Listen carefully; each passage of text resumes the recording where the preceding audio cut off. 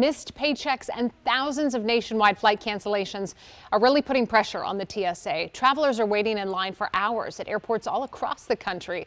The partial government shutdown and recent wave of severe storms are stretching employees thin. Airports in our area are already seeing dozens of interruptions this morning, and our Jess Arnold live at Reagan National Airport with the double hit the agency is facing. Good morning.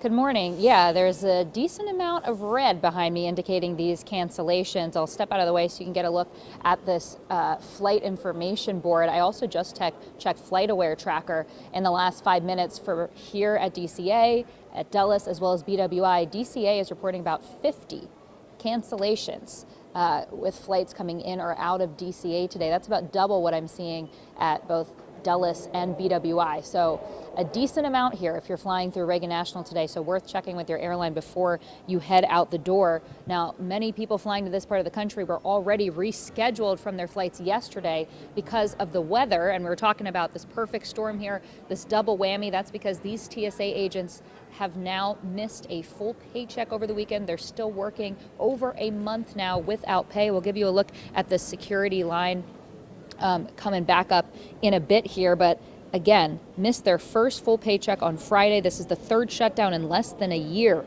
that has impacted TSA workers. When the government reopens, they'll still have to wait for back pay. Homeland Security says more than 300 TSA agents have quit since the start of the shutdown, as union representatives describe hardships like overdrawn bank accounts, vehicle repossessions, and eviction notices. New data obtained by CBS yesterday finds more than 10% of TSA workers nationwide called out over the weekend. Sick calls have more than doubled during the shutdown. The Democrats say they will not agree to full Homeland Security funding until new restrictions are placed on federal immigration operations following the fatal ICE shootings in Minneapolis earlier this year. Republicans say partial funding is off the table. Compounding all of this chaos, airlines are prepping for a record 171 million flyers for the spring travel season. Now, just within the last hour, we caught up with this group of kids who were traveling to Disney World. Their flight yesterday was canceled. They had to rebook for one today, and they're only supposed to be there for a few days. So take a listen to what these kids had to say. One of our flights that were supposed to take us straight to Orlando got canceled, so now we have to go to Miami and wait there for 5 hours before boarding. It's really disappointing. Because we were supposed to land at the resort early. And we could have had more time to veg out there before going tomorrow.